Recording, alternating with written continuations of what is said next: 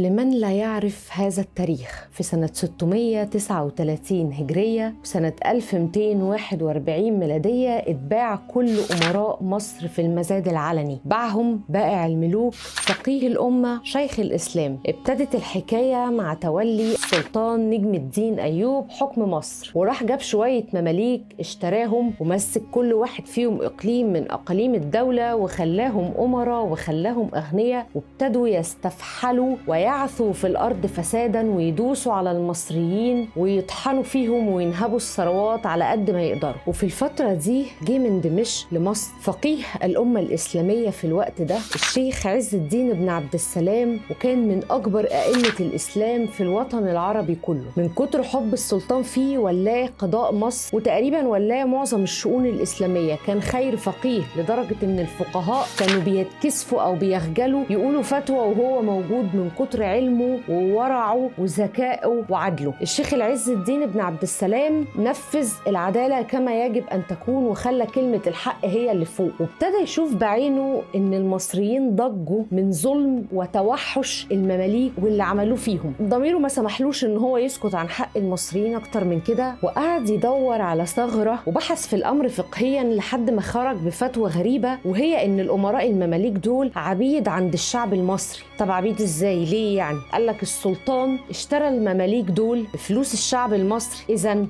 هم عبيد عند الشعب المصري، ولحد دلوقتي بيطبق عليهم قانون الرق أو العبودية، ويحق لبيت مال المسلمين متى يرتقي له إن هو محتاج الفلوس علشان يسد جوع المصريين إن هو يبيع العبيد دول وياخد فلوسهم يصرفها في أوجه الخير. قامت الدنيا وما قعدتش على الشيخ عز الدين بن عبد السلام. المماليك ما سكتوش، استشاطوا غضبا، كانوا هيتجننوا. عايز يبيعنا عبيد؟ ده اتجنن ده ولا ايه؟ ساقوا عليه طوب الارض علشان يرجع عن كلامه، مرضيش. اتعطلت اعمالهم، وقفت مصالحهم، وما بقوش عارفين يعملوا ايه، لحد ما راحوا للسلطان يترجوه ان هو يجيب الشيخ عز الدين علشان يعدل عن الفتوى بتاعته ويرجع في كلامه. فعلا ده اللي حصل. حاول السلطان بشتى الطرق ان هو يقنع الشيخ عز الدين بالعدول عن الفتوى دي، فما منه ان هو تمسك بالفتوى دي جدا، لا وهدد كمان السلطان ان هو هيعزل نفسه من منصب قاضي قضاة مصر، وهيسيب الفتوى دي شغالة كل بلاد المسلمين هتعمل بيها، وهيفضل الأمراء دول عبيد. استشاط نائب السلطنة غضبا ودبر مؤامرة لاغتيال الشيخ عز الدين، ولكنه رجع في آخر لحظة، خاف من ثورة المصريين عليه. خلاص ايه الحل يا شيخ عز الدين؟